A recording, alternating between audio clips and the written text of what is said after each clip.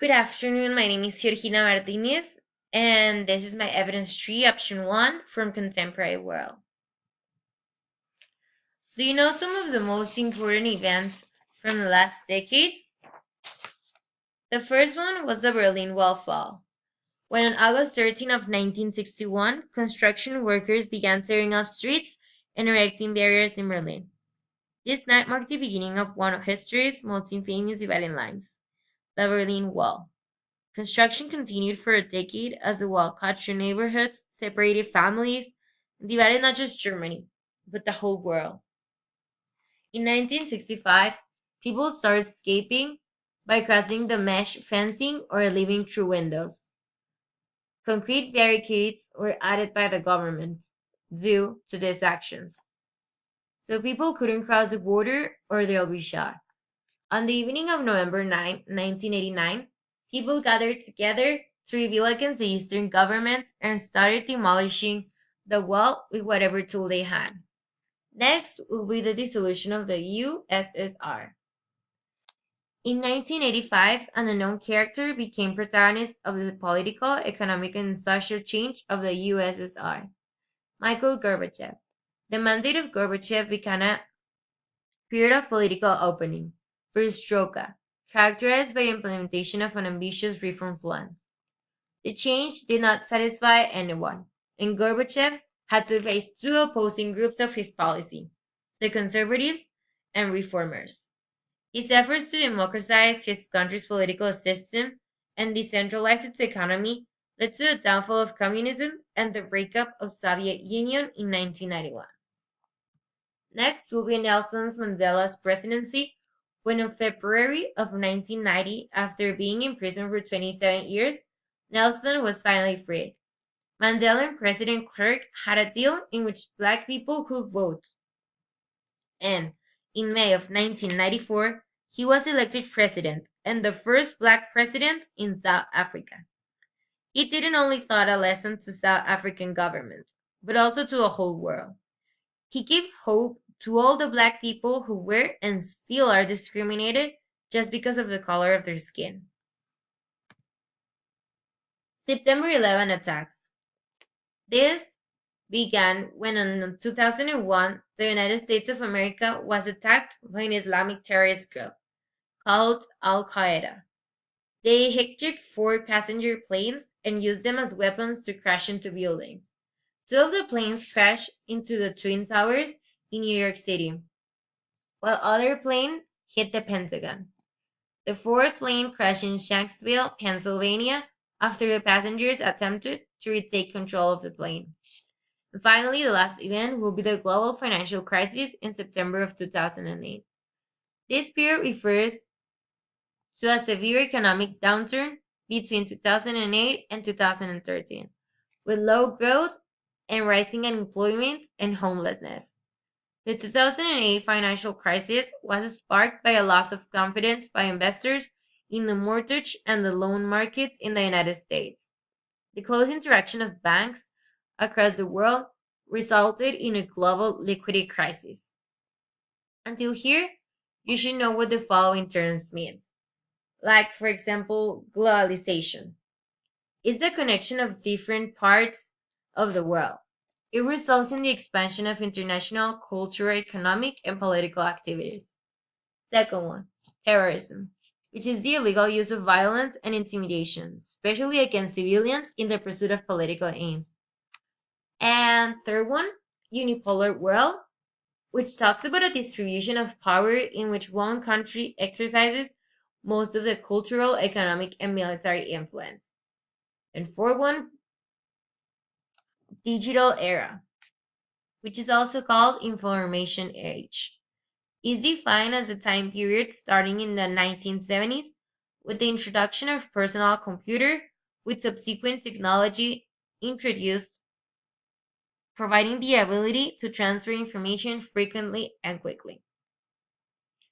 Until here, you may ask yourself, how does these terms relate with the events of the topic?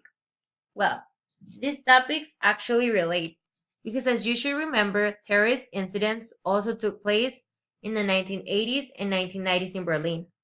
Some of the terrorist groups had connections to international terrorism, notably Palestinian military groups, and were aided and abetted by communist regime of East Germany. And also, United States of America suffered from terrorists in September 11 attacks. On the night of 11 September, with Al-Qaeda widely believed to have conducted attacks. President George Bush described the events of that day as evil, despicable acts of terror, and said the U.S. was at war with a new and different kind of enemy. The attacks were denounced by governments worldwide. A good example of the unipolar world is the global financial crisis in September 2008. Because we live in a unipolar world, this crisis that started with the United States affected us, even in Mexico. I remember that a lot of people lost their jobs in Mexico. There was a huge unemployment everywhere. I remember that crisis was bad, and some housewives had to work because their husbands lost their job. Unipolar world also relates with the dissolution of the USSR. When Michael Gorbachev tried to implement communism in the trading of goods, he was unconsciously opening the door to capitalism. Because at the end of the day, capitalist country, which was United States of America, was stronger and had more influence in the other countries. The introduction of capitalism led to a dissolution of the USSR.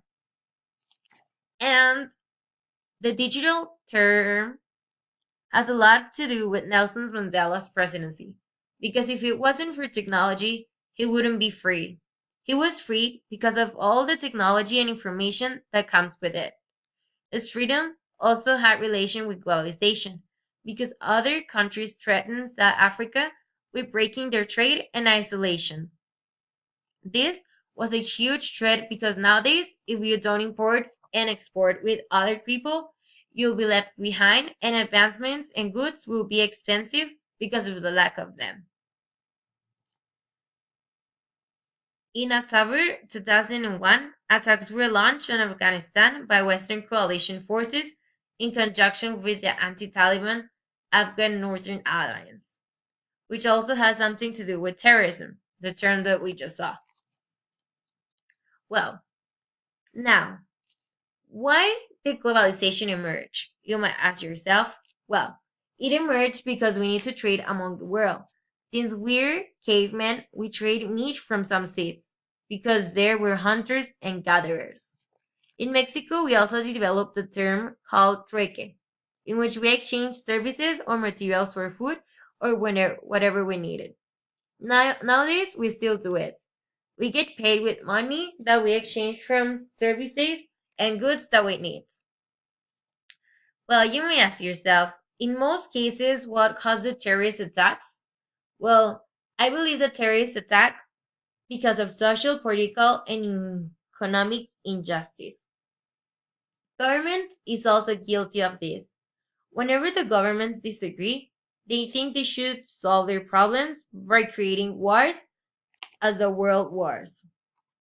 This isn't the key to solving problems. If countries demand peace, then leaders of the countries should start by being the role model of the society. Because they created wars to fix problems, I think terrorists also believe they solve their problems with war and violence. They are just following their role model, government. Well, how does Cold War relate with the unipolar world? Cold War relates with the unipolar world because when it was over, Soviet Union came to its end, leaving one superpower, the United States of America. During Cold War, all countries were devastated, but not United States of America. On the contrary, it made them reach the top of the change, and until now, the United States of America is the most powerful country. Last question you should ask yourself will be, how has the digital era influenced today's society? It has changed your life drastically because now, if you don't know how to handle technology, then you'll be jobless. Society has made technology an essential part of our daily life. and we need to adapt to it in order to avoid being left behind. In this competitive, overpopulated world, if you're left behind, then it'll be harder or almost impossible for you to catch up. We use technology for everything, like cooking, working, and technology has made our life expectancy longer. Because with all machines and biotechnology that we had developed, we found medicines and machines that can even 3D print a tumor or a heart in order to study it before surgeons operate.